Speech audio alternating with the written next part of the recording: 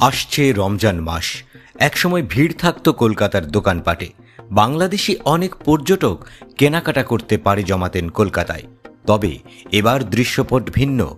গণঅভ্যুত্থানে শেখ হাসিনার পতনের পর ভারতের সাথে বাংলাদেশের সম্পর্কের সমীকরণও গেছে বদলে। বাংলাদেশকে বাগে আনতে পর্যটক ভিসা দেয়া বন্ধই করে দিয়েছে নরেন্দ্র মোদীর দেশ। চিকিৎসা ভিসাও করেছে একেবারে সীমিত। বাংলাদেশিদের কাবু করার কৌশল ব্যাকফায়ার করেছে। উল্টো ফাঁদে আটকে গেছেন কলকাতার ব্যবসায়ীরা। দ্য টেলিগ্রাফ পত্রিকার এক প্রতিবেদনে উঠে এসেছে সেই দৃশ্য। এবার রমজান পর্যন্ত টিকে থাকার জন্য রীতিমতো লড়াই করতে হচ্ছে কলকাতার নিউ মার্কেট এবং আশেপাশের ব্যবসায়ীদের। রমজান ব্যবসার মৌসুম হলেও এবার চারপাশ শূন্য, তাদের মূল ক্রেতা বাংলাদেশিরা নেই। ফলে অনেক ব্যবসায়ীকে এরই মধ্যে ব্যবসা বন্ধ করে দিতে হয়েছে। অনেকে আছেন ব্যবসা পুরোপুরি বন্ধ হয়ে যাওয়ার আশঙ্কায়। অনিশ্চিত তাদের ভবিষ্যৎ। 2024 সালের আগস্টে পালিয়ে ভারতে আশ্রয় নেন শেখ হাসিনা। এরপর থেকেই ভারতীয় হাইকমিশন এখনও আগের মতো বাংলাদেশের জন্য পর্যটন ভিসা চালু করেনি। বিশেষ ক্ষেত্রে বাংলাদেশিদের কেবল মেডিকেল ভিসা দেওয়া হচ্ছে।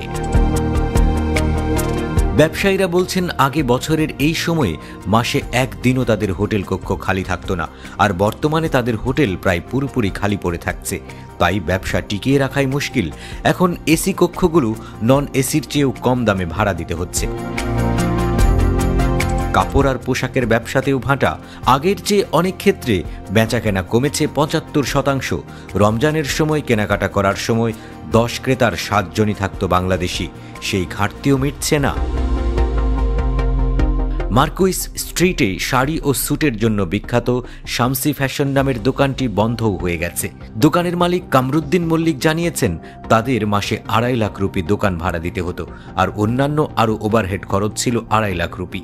ব্যবসা নেই, তাই খরচ চালাতে না পেরে ব্যবসায় বন্ধ করেছেন। মার্কুইস স্ট্রিট, ফ্রি স্কুল স্ট্রিট, কিড স্ট্রিট, সাডার স্ট্রিট, রাফি আহমেদ কিদওয়াই রোড এবং নিউ মার্কেটের আশেপাশের এলাকাগুলোতে বাংলাদেশ থেকে আসা দর্শনার্থীতে আদতে মুখরিত হবে কিনা তা নিয়ে রয়েছে সংশয়।